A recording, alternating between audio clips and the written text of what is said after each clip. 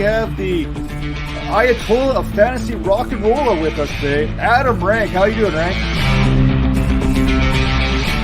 They look great in person, and I just can't wait till next year where we can pack it full of 25,000. Hey, Bob, how you doing? Hey, I'm doing great. I didn't know it was Ball Guys Day. It was being ranked. I mean, how can you lose? This is the Dynasty Vipers Vipercast.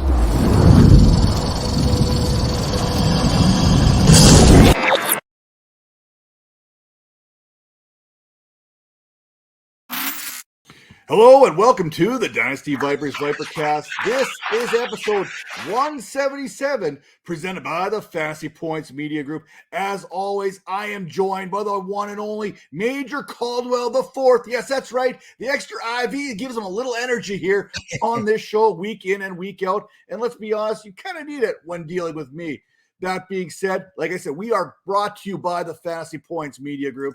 And head over to fantasypoints.com and get a hold of Brett Whitfield's 2023 NFL Prospect Guide for free. That's right. Sign up for a free kind of service there over on Fantasy Points. That gives you access to the Prospect Guide. What is better than free? Ain't nothing better than free, except maybe the Dynasty Vipers Vipercast. And on today's show, we are looking for players to break on through to the other side for fantasy. That's right. We are talking about our 2023 fantasy football breakout players. But before we get onto that, we got to get into some news and notes. But before we get into the news and notes, Major, can you see me?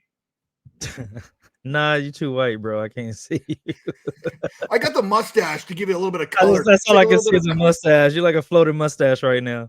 That's all right. I will take it. We will trash talk all day long on this show because that is what makes it fun. Some of the best, most entertaining aspects of fantasy football on this show. And you know, Major, you know me, and you know, Tara, we give it as good as we take it each and every week, and we love every minute of it. Yeah.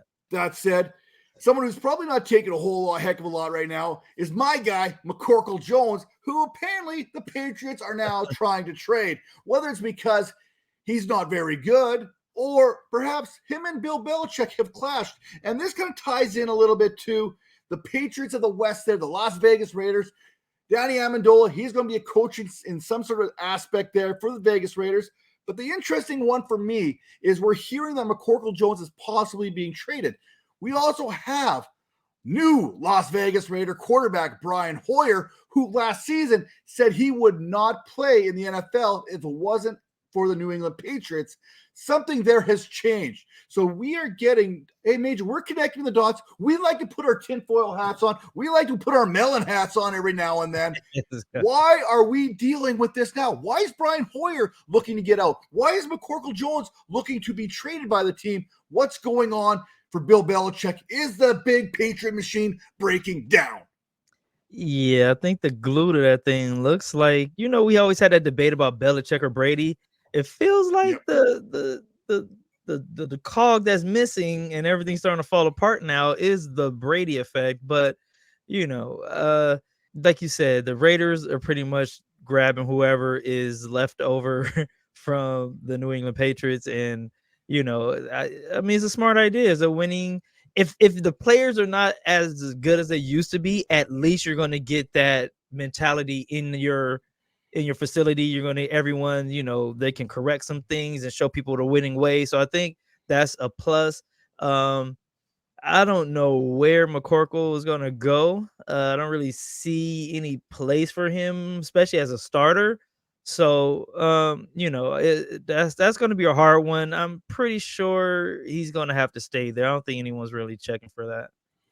No, I think that ship has now sailed. We're talking about the butterfly effect. You know, if a butterfly flaps its wings in Japan, it causes a tsunami there. Then all of a sudden things break down with the New England Patriots. Well, the Brady effect is basically the same kind of thing, except at the end, he ends up with Reese Witherspoon, which is another thing out there. We're getting social media here. Hey, he's gone on from Giselle to Reese Witherspoon, allegedly. Can't confirm that, but I've seen it on TMZ, so it has to be true. That being said, one team that is looking for a quarterback or potentially a quarterback happens to be the Baltimore Ravens. We still don't know what is going on with Lamar Jackson. All we know is We talked about this a couple of weeks ago, how this could be a Kobe thing, that maybe they'll reconcile. Remember, Major, you're the one who brought it up. Kobe was gone from Los Angeles. He was gone, 1 foot out the door, and they somehow brought him back in there. I don't see that happening with Lamar Jackson. I think that this bridge has already burnt down. The Ravens, they are eyeing quarterbacks in the draft. The Raiders, they say, hey, we're only interested in C.J. Stroud or Bryce Young. Well, DaCosta there, he's talked about 4 potential quarterbacks in this draft. Obviously, he's got to be talking about Stroud. He's got to be talking about Bryce Young. He's got to be talking about Anthony Richardson, who's basically the reincarnate of Lamar Jackson. And is Will Levis or is it Hendon Hooker? I don't know. Man, Will Levis's film is so hard to get a hold of because that offensive line was so bad. The talent around him, the wide receivers, so bad. They couldn't get open. So I don't know what to make of Levis, but you're putting mayo in your coffee. You're not getting onto my team. It's that simple. Too many weird things. How he eats a banana, it irks me. It's weird, dude. The fact he puts mayo in his coffee, it irks me. I'm a very weird person myself, but if you're out weirding me, there are serious red flags. So yeah, if you out weirding Matt, there's something going on. Absolutely. So the Ravens, they've got Snoop Huntley there. Maybe they're a fit for McCorkle Jones. Maybe something can happen there. We heard Lamar Jackson's name tied to the Patriots at one point. Maybe McCorkle Jones is that guy that maybe with plus a deal can get done. Now, speaking of deals not getting done, this one's kind of close to home for you. It's the Austin Eckler situation there in Los Angeles. He's going to play out his contract. He's going to honor that deal and bet on himself and head into free agency next season. To me, this bridge with the Chargers is already burnt going in. I don't see Eckler returning after everything's gone on. Eckler's basically, they went to the table last season with very little leverage other than having a good season. The Chargers said, hey, we'll give you this, but it still wasn't going to meet what Eckler and his agent wanted. They put together another season, come back to the table again, go, hey, we want to get paid. We want a long-term deal. We want some cash. Chargers goes, hey, we ain't about that life. We ain't going to pay it. Go find yourself a trade. No trade has been able to be found, at least not to our knowledge. And here we are. Basically, he said, I kind of got punched in the face in contract talks. Major, we're all about payers getting paid. What do you think of this Austin Eckler situation with the Chargers? This is the number one thing I hate in sports. Like, Eckler has played his butt off for that organization. Like, as a receiver, as a running back, he's out there blocking. He's one of those, like, let's go guys. He's a leader on the team. He's giving you everything and you can't return a favor. That's crazy to me. Like, this dude is giving you everything and all you're going to tell him is to play this contract out. And a lot of times when players do that, they all of a sudden get an injury because overusage, because the team is going to try to, like, get everything they can out of him before he leaves. So I just don't like where this is heading. I think this is nasty. I think organizations need to he's probably the number one jersey sale, maybe behind Herbert now, because, you know, as a quarterback as always, but this dude is like a staple in that organization, has been so since he's been there. And for you to just, like, not, same thing with Lamar. They give you everything and you can't return the favor because of business. Like, to me, that's nasty. We talked about this here last season with the Lamar Jackson injury. Was he, if he had a deal in place, he's probably finding a way to play through that injury. Exactly. He wasn't going to be 100%. He said even at the end of the season, he still wasn't 100%. But if that deal was in place and the guarantees were there, he's going to play. NBA guaranteed contracts, NHL guaranteed contracts, Major League Baseball guaranteed contracts, NFL, we ain't got nothing for you. The most dangerous sport. Yeah, the most dangerous sport. Absolutely. And the contracts there outside of the NHL, I mean, the NHL is probably paying their guys the least. These guys are like eating blades of sticks and getting busted open, and they're still playing. So, I mean, we got our danger sport there in the National Hockey League. I mean, you're basically running around there on razor blades on ice. I get it to you.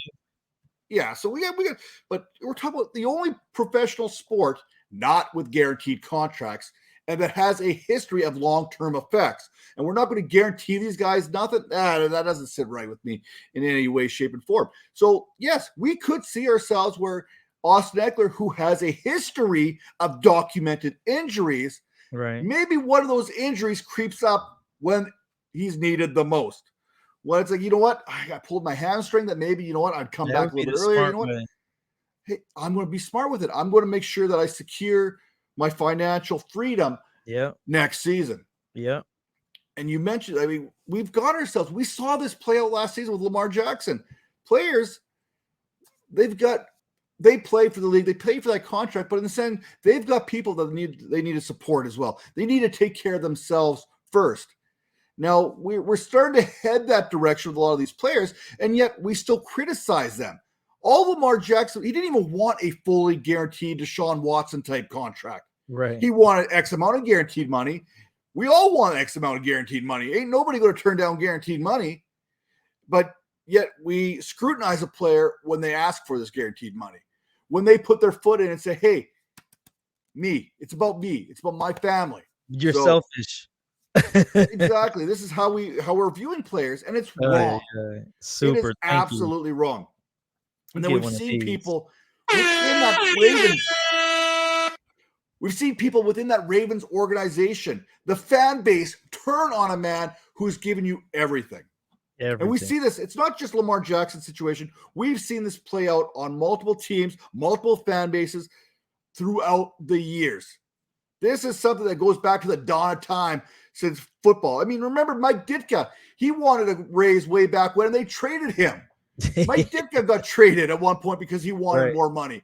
When he was one of the premier tight ends, when he was basically the Tony Gonzalez of the 40s, whatever it was, I can't remember when he played, but when he was setting single season wide records at the tight end position, he wanted more money. George House is like, see you later, you're gone, kid.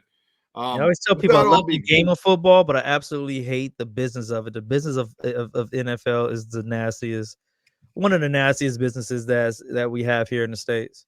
But some good news, we got some players looking to come back. Tim Patrick, we love Tim Patrick also on this show, an underrated, undervalued wide receiver. The Denver Broncos, they value him. They paid him a couple seasons ago, even though they had Cortland Sutton, even though they had Jerry Jeudy, they still paid the man. Towards ACL, cleared to do everything. That means our man is on his way back. And Matthew Stafford, he's got a good look in his eye, according to Sean McVay. So Matthew Stafford looks like he's going to be coming back, which means Cooper Kupp is coming back, which means Cam Akers could be breaking on through here in 2023. And cue that segue. Let's go. Running back breakouts for 2023. Major, tell me who you got. Man, I love you're one of the greatest point guards ever, man. You know how to throw a good assist there.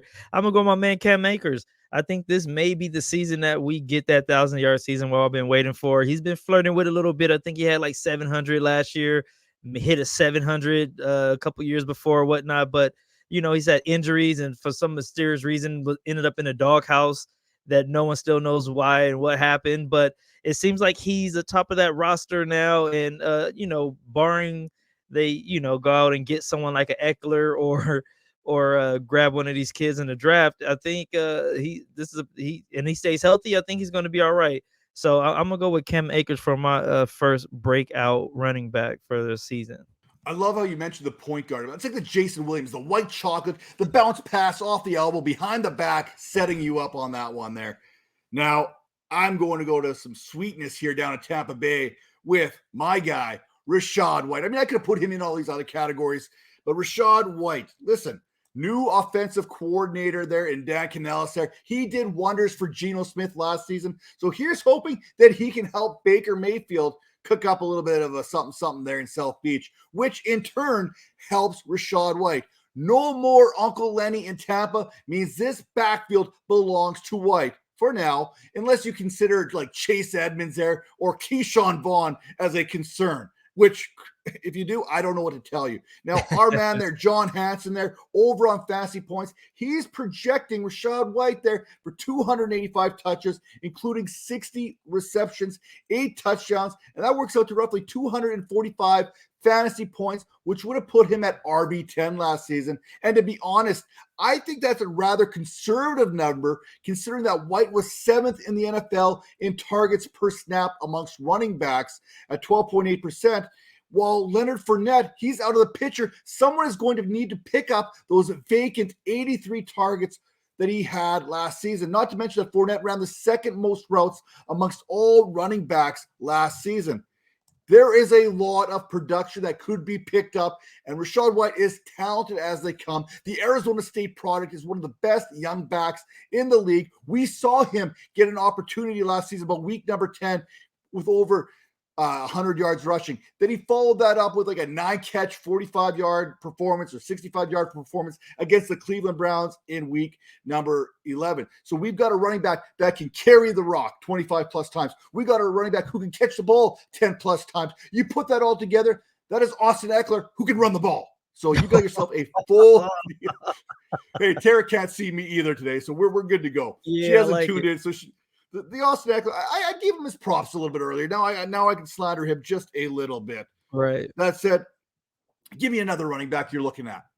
So I went a little deep, man. And with this whole Austin Eckler thing that we have going on right now, you made a great point of, the players are getting a little smarter now. They're going to protect themselves. Like Lamar was like, oh, wait, I have all these injuries that I'm hurt. I can't play. We might see the same thing with Austin, although I do think Austin is a little more of a rah-rah guy. I don't think he's going to leave his teammates out or anything like that. So he may not do it, but if he does, or if they do find a way to trade him or whatnot, I think Isaiah Spiller still has a shot. A lot of people kind of went away from him, but he's only 21 years old. He was a kid last year playing against grown men, and he has the lineage there with his pops playing in the league. But he has an impressive combination of size and speed, vision. He can pretty much do it all. He's a 3-down back. We haven't really seen him do anything as of yet. It hasn't been too pretty. But again, like I said, he was 20 years old playing against grown men. Like when I was 20, I was still playing college. Like I don't even know how he's that young playing in the league already. Like did he just do he was a one and done in football? Like I don't know, but I'm still a Spillers fan. He has all the tools there. He has the size, the speed. He can catch.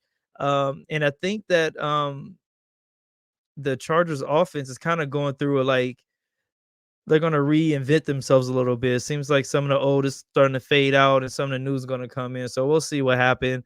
But yeah, I like Isaiah Spiller to be one of those guys. When I was 20, I was eating leftover pizza from the night before that was still stuck in the couch cushion.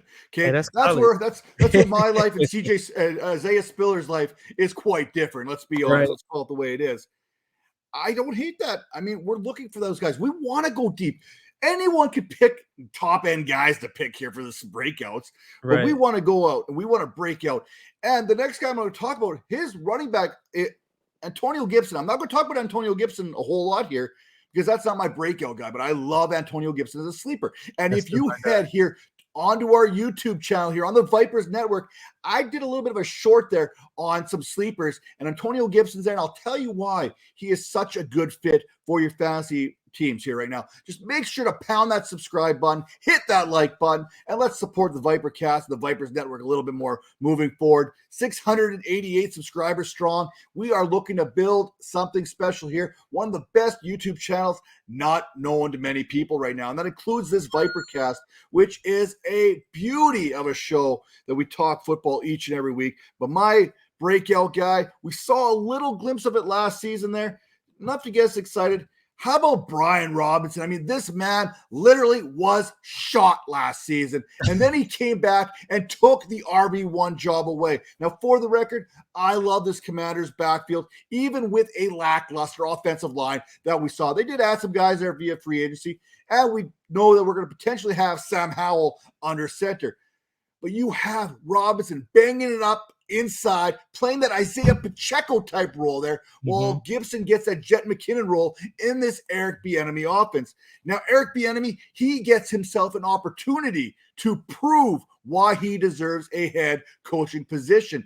Everyone talked about this being an Andy Reid offense there in Kansas City, even with Eric Bieniemy as the offensive coordinator. This time, he is that offensive coordinator. There ain't no mistake in Ron Rivera for calling offensive plays there in Washington. So if you get yourself Brian Robinson smashing it, pounding it up in there between the tackles, and then Antonio Gibson doing what he does best, we're talking about a running back who was a wide receiver who turned into a running back in the National Football League, playing that Jet McKinnon role. That is going to be deadly for PPR. But Brian Robinson is the breakout player here for the Washington Commanders. You know that he's going to be looking to run that ball, much like Isaiah Pacheco. I mean, Bieniemy, he made Pacheco look pretty good there in Kansas City. I mean, it also doesn't hurt when you have Patrick Mahomes as your quarterback, calling some plays and throwing that ball around. But this is an opportunity for Brian Robinson to come up big in 2023. You got another running back for me? Yeah, man. Again, let's get in deep again. I'm going with my guy Hassan Haskins. He's been one of my guys I liked ever since he was in Michigan. He's pretty much Derrick Henry light, but he has a little more wiggle to his game than Derrick Henry.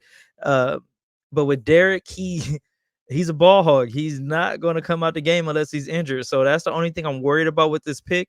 But Derrick Henry's 29 years old, a lot of wear and tear on that body. They're going to have to start to share the ball just a little bit more with some of these other running backs. And I think Haskins is going to be the guy right behind him. And Haskins shown that he can actually catch the ball.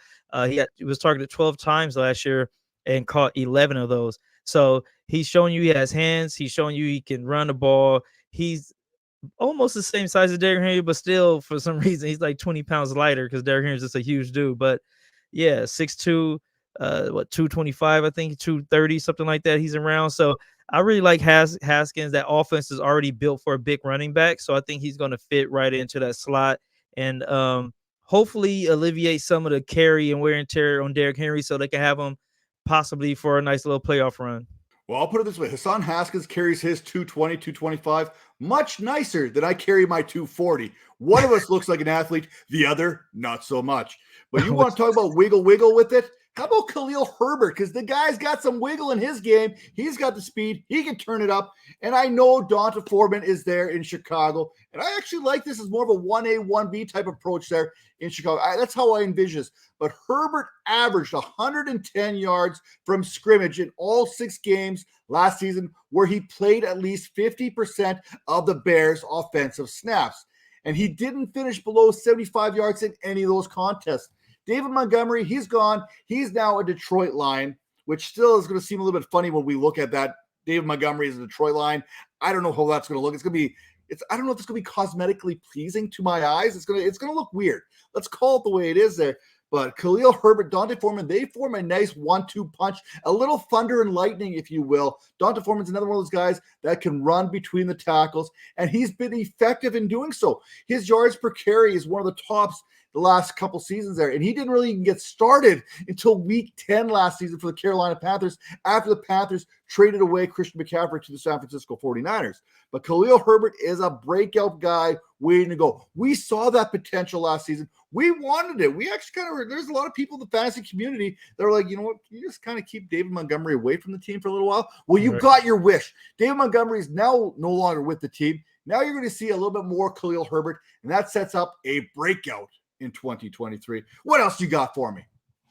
Man, like I've been told, this one is probably the deepest one, the deepest I can go. I'm touching the bottom of the barrel right here, guys. So I'm gonna give you Jerome Ford out there with the Browns, man. With Kareem Hunt no longer on the team through free agency, as Jerome has moved up the rankings. I mean, another ball hog in Chubb. Chubb is one of those guys who's going to carry the rock as long as he's healthy, but there's going to be he's hurt, nicked up every now and then. Jerome Ford, I think, can show you that he's one of those guys at 5'10", 210 pounds, speed, quick, elusiveness. Like, he was a kick returner last year, put up some good numbers, had some good returns. But seeing him coming out the backfield, I think you're going to see a whole nother player. Again, another young guy. I think he's only like 23 years old. So I like him to do his thing out there with Cincinnati. He showed you he was one of the best backs in the nation. He put up some big numbers there in Cincinnati on those teams. And again, we haven't been able to really see him at full strength. And again, he came out as a junior. So, you know, this is his senior year pretty much. So he's either a senior or 1 year out of college. And to me, that's still a kid. And you're playing against grown men. So him learning from Chubb, learning from Kareem Hunt, I think his game is pretty similar to Kareem Hunt's. I think you're going to see him take his game to the next level, especially with that high they got a lot of receivers out there. You got Watson out there about to do some work in his second year there. I look out for the Browns. They might do some things. You know what I like? Some people are going to look at this selection here and go, Major, you are nuttier than a porta potty at a peanut festival, right? They're going to look at this and be like, what is this dude talking about? But there, you hit it on the head there in the last bit. The Browns did not bring back Kareem Hunt. And there's a reason why they didn't bring back Kareem Hunt. Nick Chubb is going to get his, but they think they found something here in Jerome Ford, the Cincinnati Bearcat. Now, for me, this one kind of is a bittersweet pick for me. And I'm going to go with Kenneth Gainwell from the Philadelphia Eagles. Now, listen, I love Rashad Penny, and I will make no bones about it. The kid, Penny, averaged 5.7 yards per carry the last 2 seasons. And back in 2021, if you remember, he closed out that season with 495 rushing yards and 5 touchdowns in the final 3 contests. This Eagles offensive line is arguably the best in the National Football League, which means the most efficient back in the game should blow up, right? Right? Not so fast, my friend. Hopefully I don't get copyrighted on that. But unfortunately, Penny comes with a long list of injuries. And historically, he has not been able to stay on the field. Enter Kenneth Gainwell, playing behind that offensive line that kept Miles Sanders clean last season. In fact, Sanders was contacted at or beyond the line of scrimmage there just 39% of the time. That means he was getting to the second level regularly before even meeting contact, which helped him post 1,269 rushing yards on just 250 attempts, which was the 5th most rushing yards a season ago. There's where production and opportunity come together. If Rashad Penny falters, if he gets hurt, and we have a long list of injuries and a very good reason to believe that Penny is unfortunately going to get hurt. That means Kenneth Gainwell, and we saw this in the playoffs, he has the ability to step up and make plays not only in the run game, but in the passing game as well. We know the Eagles love to run the ball. They did this last season. They got a 4-prong attack with Hurts and Gainwell and Sanders and Boston Scott. And Boston Scott, he's still there. Trey Sermon is there as well. So we've got lots of running backs there for the Eagles, but opportunity is there for Kenneth Gainwell, especially considering that Penny, who I envision as being the lead back, is assuming that they don't go out there and draft a Bijan Robinson with one of their first 2 selections in the first round. This is what I want to believe is Penny's backfield. Unfortunately, I don't have enough trust saying that he gets more than half a season in that production. So for me, Kenneth Gainwell has every opportunity for a breakout in 2023. Give me one more running back. Give me one of your guys here heading into 2023 and say it. Bring it right down there. Give it from the depths of that belly. Who you got? My guy, Rhamondre Stevenson.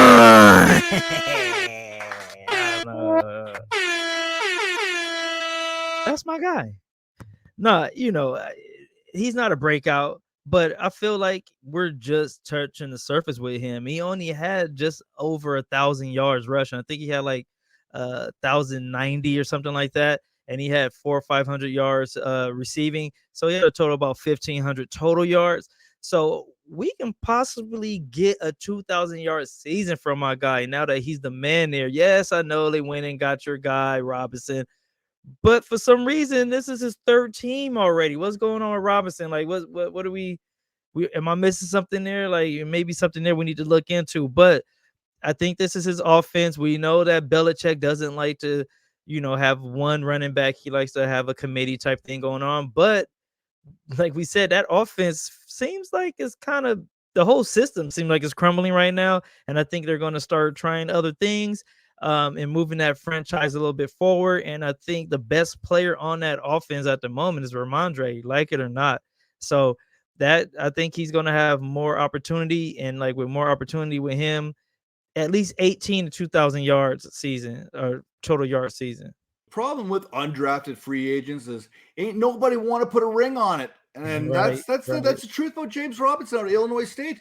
No one wants to put a ring on it. They don't have that draft capital invested in them. And that's why we've seen him come to 3 different teams here in less than a calendar year. Right. And he is coming back from that Achilles injury and whatnot. For me, one of the biggest reasons that Stevenson is that guy is because Damian Harris isn't there, which makes me a little hesitant on my guy here, and that is James Cook.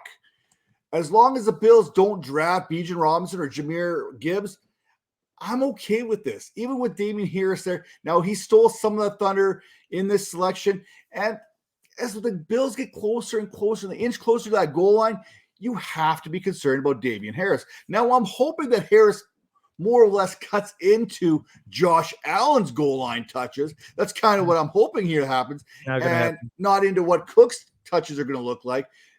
Nyheim Hines, he's still there. He's going to factor in the passing game to a degree, but I'm not here to focus on the negatives. I want to tell you why James Cook has that breakout potential.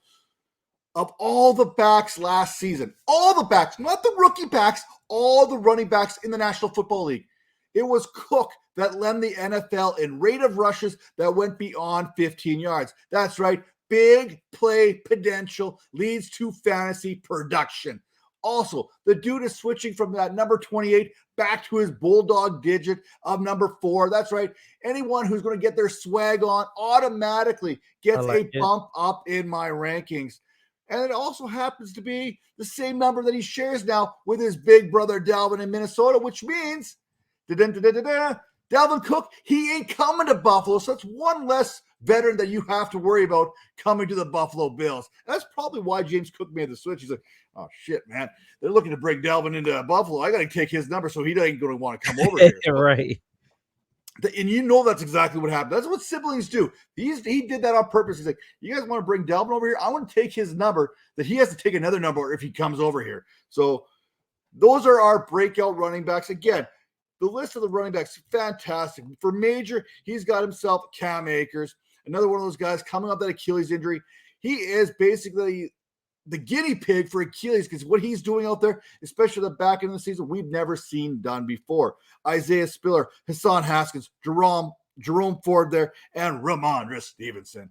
And then my guys there, Rachaad White, Brian Robinson, Khalil Herbert, Kenneth Gainwell, and yes, James Cook. Now we're going to turn our attention to the wide receiver position. And there's a lot more breakout potential players amongst the wide receiver position. It was tough not to get the big names involved when it came to running backs, right? It was tough. There's only a handful of running backs you can go, and that's why it's so difficult. If you really want to find a breakout guy, you really have to look at the second stringers out there, who's going to have that opportunity and whatnot. At the wide receiver, it's a little bit more wide open, which gives us a greater player pool here to kind of select from. And we're going to head to you here right off the get-go for your number one breakout at the wide receiver position. Yeah, and I'm going to go with Christian Watson out of Green Bay. A lot of people like he already broke out. I don't really call that a breakout. He was pretty much a goal line receiver. Like he was a red zone receiver. He had a lot of touchdowns, but it really wasn't a lot of substance there. Now, with all the receivers being gone, quarterback being gone, I think he has some relationship with Jordan Love at this point because, you know, they're both running second team for a while. So I think that should translate to, you know, the first team reps. So Justyn Watson being the number one receiver, I think is going to be one of those things. The dude is a 6'5" receiver who runs a 4.3. Like you don't see that all the time. So, and he showed you his ball tracking skills. He showed you his red zone skills. So once he puts the yardage on with those touchdown receptions, he's going to be a dynamite player to keep an eye on. I really think people are giving Jordan Love a hard time because he sat behind Aaron Rodgers and everything, but Aaron Rodgers sat behind Brett Favre. So it's the same exact thing. It is going to be okay. They have a little system they're doing out there in Green Bay. It's been working the last, 15, 20 years. So I do believe that Jordan Love is going to be that guy. And he looked good to me in preseason as well last year. So I'm all about Jordan Love. And I think Christian Watson is going to help him take his game to the next level as well. Yeah, and that's another one of those second-year players here heading into the league. I'm going with the second-year guy here, Jahan Dotoson. Look, if we're looking at rookies from last season only Chris Olave and Garrett Wilson are going to select it ahead of Dotson, at least for me. I mean, that's how I kind of look at it. When healthy, Dotson was essentially averaging 14 fantasy points per game, in which games he played at least 66% of those snaps.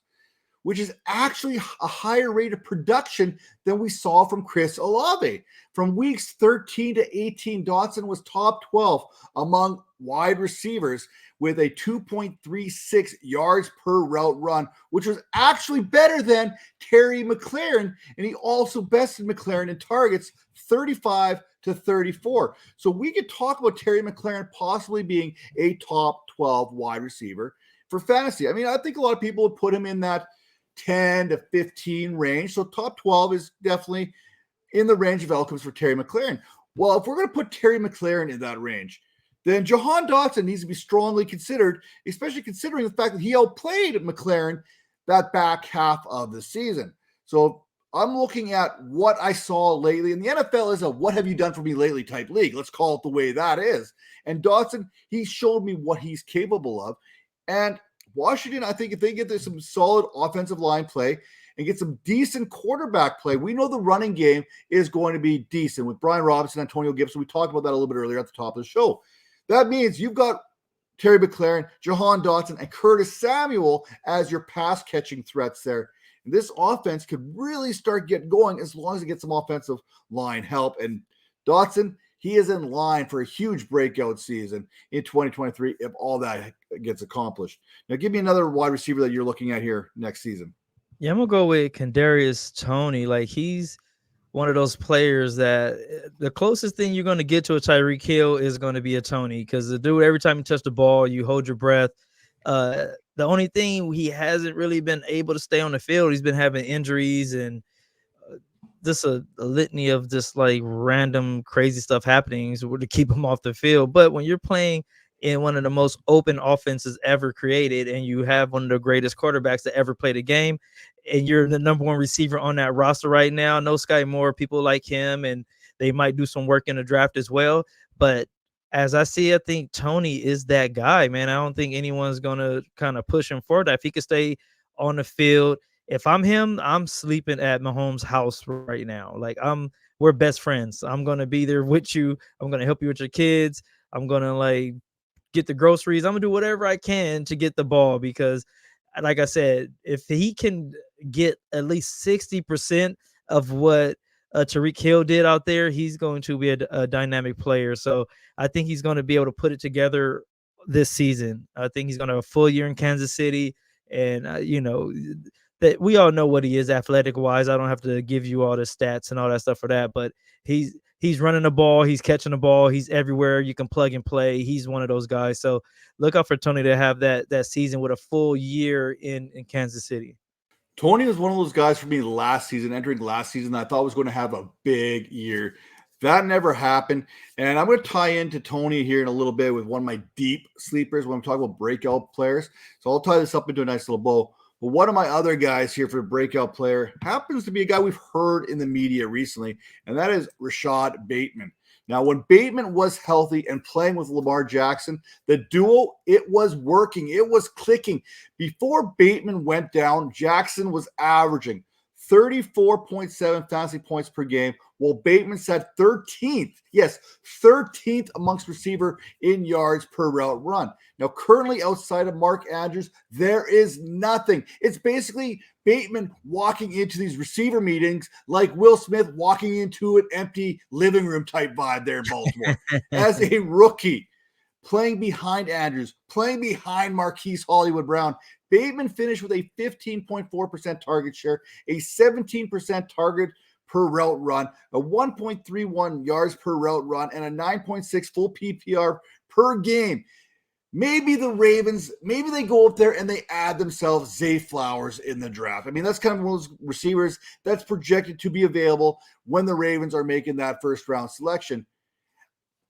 I actually think this helps Bateman, adding another receiver of substance into that Baltimore Ravens offense. And Bateman, who I'm also hoping switches back to that agent zero that automatically levels him up. When you get a wide receiver wearing that zero like Calvin Ridley's going, by the way, Calvin Ridley, wide receiver 1 for 2023 because he's wearing a zero. This is going back. It's not like he's just doing this to do it. He did this in college with the University of Minnesota. He wore number 0 before it was cool, right? That's what Rashod Bateman is. He is poised for a breakout season there for the Baltimore Ravens. And it doesn't really matter to me if it is Snoop Huntley or Lamar Jackson, which, by the way, we all agree it's not going to be Lamar Jackson. But in the event thereof it happens to be, Bateman goes through the roof for value here. Snoop Huntley, I think he still holds some value.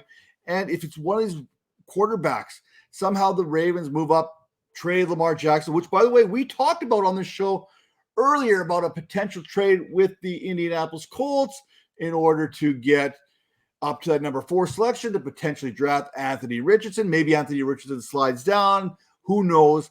But I think a young quarterback with Rashod Bateman, with Mark Andrews, can get this offense going. And don't forget, they can still run the ball with Gus Edwards, with J.K. Dobbins. So there are offensive pieces in place in this Baltimore offense, even without Lamar Jackson heading into next season.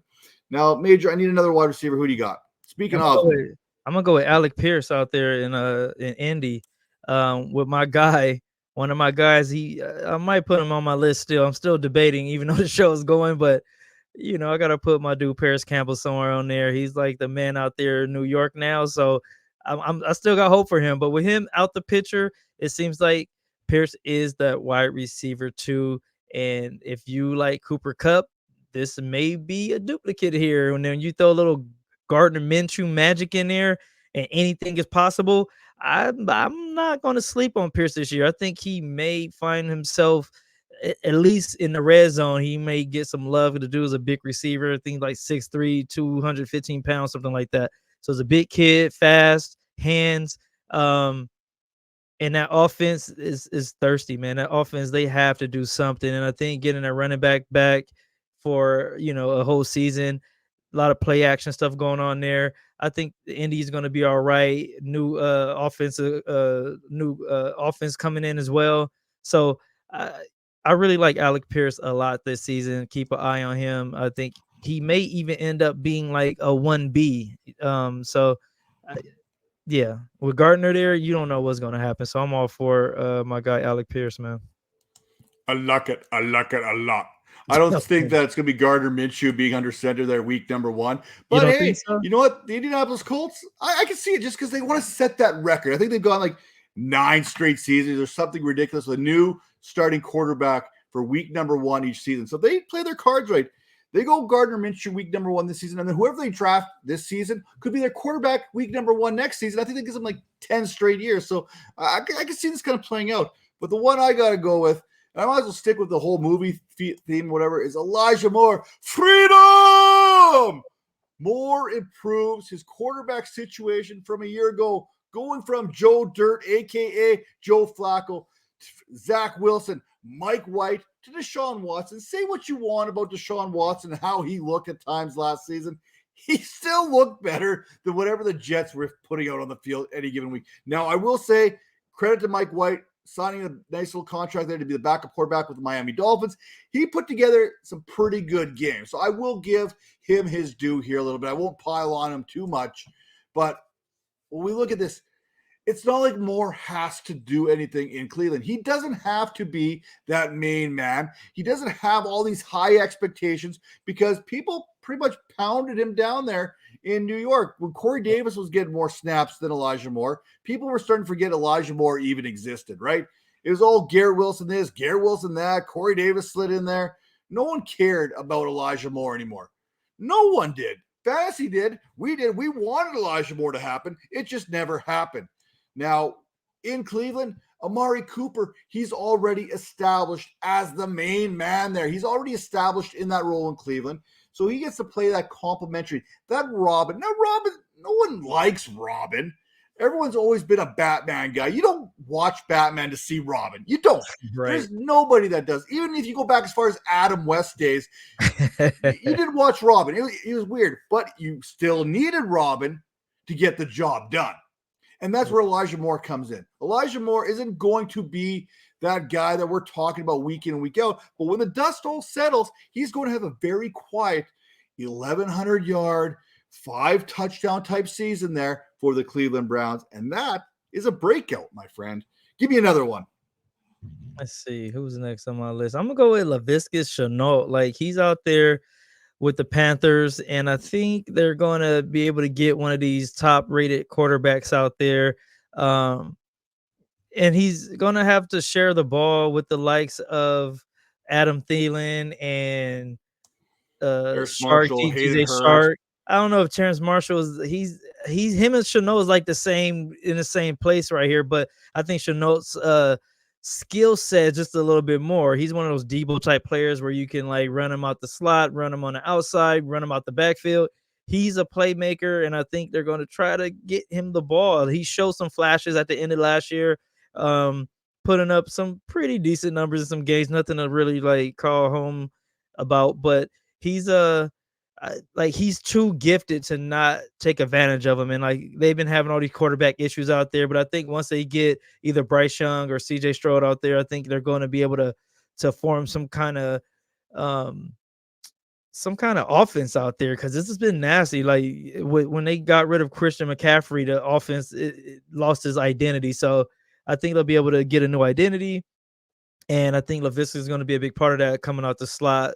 And with Adam Thielen maybe taking on some double teams and stuff out there, and DJ Shark taking a top off of it, he's going to be open in the middle of the field a lot of the time. So look out for Laviska to make some noise next year. Yeah, this is an interesting one for me too, because when I look at this, I look at Adam Thielen at his age now and what he's able to bring to a team as more of a slot wide receiver. When I look at Terrace Marshall, I see him more as a big slot. I don't see him as a boundary receiver. So that to me is, we know DJ Chark's going on the one side. I'm not certain that Laviska Shenault isn't going to play on the outside. You talked about him. He's going to line up in the backfield. He's going to bounce out to the outside. We got Hayden Hurst also playing that inside. I do like what the Carolina Panthers are doing in this dollar store type offense that they're putting together with Miles Sanders in the backfield. So they're surrounding their future quarterback with some good pieces to have some success with early on. Now, I wanted to tie in your Kadarius Toney, and I wanted to give you a deep sleeper, and I am so disappointed that Tara's not here for me to talk about Justyn Ross. Now, hey, I overreact to a lot of things. I'm a very emotional person. No, not you, Matt. No, I know it's hard for you to believe. I mean, I feel like I'm sharing something that nobody actually understands. Right. But I saw video evidence earlier this week that Ross was starting to run up hills. Yes, run up hills. Well, why is that significant? The dude is running up hills. He wasn't able to do that long ago. We're talking about a guy who's been dealing with some serious injuries that has uber talent. Uber talent. And I wanted to dig deep here at the wide receiver position, and the opportunity now in the Chiefs offense, it is to be had. You mentioned Kadarius Toney. Why is Kadarius Toney an effective person to put on your breakout list? McCole Hardman, he's gone. He's a Jet. Juju Smith-Schuster, he also left via free agency. He's now the New England Patriots. And you're going to expect maybe Sky Moore, another guy who has breakout potential as a second-year wide receiver that we were hoping would break out last season as well. That never happened. So now you've got Toney, you got Moore, you've got Justyn Ross. If he can get himself on the field, these are guys that all have potential to break out this season, especially in an offense as effective and as explosive as this Chiefs offense. If you have Patrick Mahomes as your quarterback, you're automatically going to get yourself into breakout territory. That's just the rule of it. Now, Tara, she will remember this, that Justyn Ross, he was a standout 18-year-old at Clemson, competing for targets with T. Higgins and Hunter Renfrow back in that 18-year-old season. He had his most effective season for the Clemson Tigers. This is a guy we've seen compete with excellent NFL caliber wide receivers and get his when healthy. So if we can get Justyn Ross healthy in this Chiefs offense, expect big things from the young receiver. Major, we got time for one more from you here. What do you got? I'm going to go with somebody that I think we both like here, Rashid Shaheen out in New Orleans. I mean, it's going to be hard for him to get some of those targets with Michael Thomas still there and with Chris Olave coming into his own, but he made a lot of noise last year. A lot of times people were like talking about Chris Olave. I was looking at the other side. I was like, wait, who's this guy putting up all these like 100-yard games out of nowhere with all the speed? So, you know, I think they're going to try some stuff out there in the Saints. I feel like this season's going to be a lot of teams trying new things, trying to rebuild, trying to find some kind of magic sauce. I feel like there's a transition period going on in the NFL right now. And if you have speed, the speed kills is the saying, and you can't teach that. And he has plenty of it. And I think it's going to fit perfectly in that offense.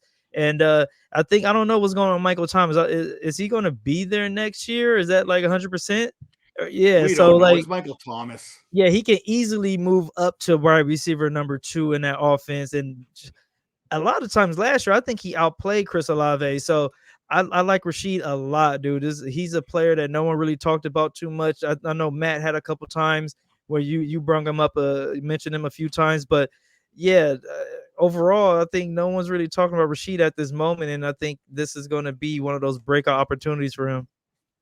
Well, we both had the need for Shaheen. That's got to be a t-shirt. We got to get on that. We got to do the marketing. But you want to talk speed?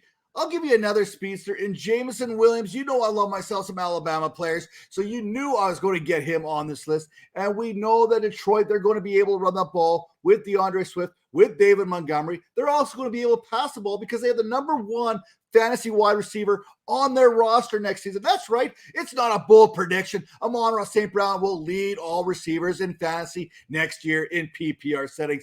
Book it right now. I don't think even that's bold. Now, I feel with all the talk about Amon-Ra St. Brown, people have forgotten just how good Jameson Williams truly is.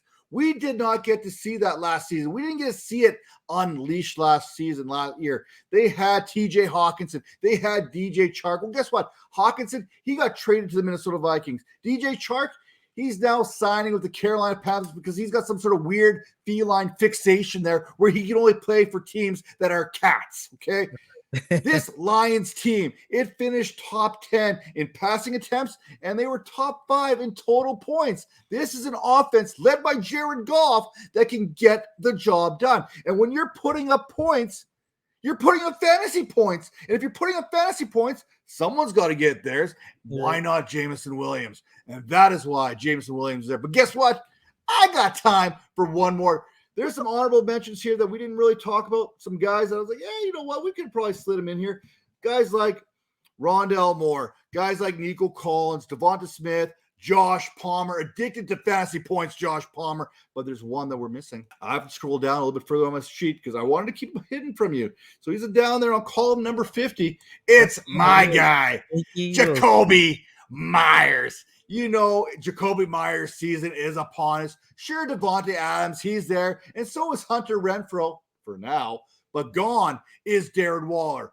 That opens up things underneath for a wide receiver whose quarterback doesn't particularly like to throw the ball down the field. As a 49ers fan, Major, how often is Jimmy Garoppolo going to let it rip? He doesn't. Never. It doesn't happen, which is perfect for Jakobi Meyers because Jakobi Meyers isn't what you would call a fast receiver. Just like I wouldn't consider myself an attractive individual, Jakobi Meyers is not considered a fast wide receiver. Now, Meyers, he's coming from a bad situation into a situation which is not ideal, but at least he's familiar with a Josh McDaniels offense and arguably the best receiver in the game opposite of him there in Adams. Heck, anytime that you get away from a Matt Patricia / Joe Judge-led offense, it has to be an upgrade. Now, if you take Meyers' Patriots numbers where he averaged 7 targets, 4.8 receptions, and 57.4 yards per game, and factor in the 3 missed games last season there, and you run a full projection over the 17-game season, that projects out to 82 catches, 119 yards, and 976 yards. 119 targets, 976 yards. Yes, I did the math, so you don't have to. It's accurate. You don't need to fact check it. His 22.5% target share was 27th, and that's going to take a hit there in Vegas or with Devontae Adams. We know it's going to take a hit, but just because your target share goes down doesn't mean you can't be more efficient with the targets that you get. And that's what someone like Devontae Adams does. You may not get the target share, but the quality of targets you're getting is going to be a lot better, which leads to more production down the road. Now, looking at what other factors, why are you still in on this Jakobi Meyers? You're like the last person. You're the first. Why are you going so long? Because I got 5 more minutes to fill here to hit our 1 hour threshold. Now, his 2.07 yards per route run, that was the same as Jamar Chase last season, and his 2021 season was actually statistically better than what he had done in 2022. Now, I don't think this is going to be those fifth-year breakout when it comes to Jakobi Meyers, a Corey Davis type, but when you are a quality pass catcher in a New England offense that is horrible, and you've averaged at least 22% of a target share over the last 3 seasons, and 2 of the last 3 seasons, your yards per route run was over 2 yards per route run. That's quality. That gives you an ability to be productive in an offense that we can both agree is going to be more effective and more efficient and probably even more explosive than a McCorkle Jones-led New England Patriots offense. And that's why Jakobi Meyers is a breakout candidate. Then again, I've been preaching this for 3 years. People need to get on board. Well, shout out to Paris Campbell and shout out to John Minchie. Those two people you got to who I ain't get all the time. Matt had he got like all these extra players, but I'm gonna give you 2 more. Cheater. Hey, I'm like the tribal chief over here, man. I have spoken. Recognize me, whatever you want to call. I don't know what to do. I don't even know what that means with putting the finger in the air. Yeah, whatever it is. Either way, we started the show off with the Doors, Jim Morrison, talking about breaking on through to the other side. Well, this is the end. My only friend, the end. This has been another episode of the Dynasty Vipers Vipercast presented by the Fantasy Points Media Group. We will see you next week or catch the Behind the Grind where we bring on Matt Deutsch there from the Better Sports Network next week. See you later.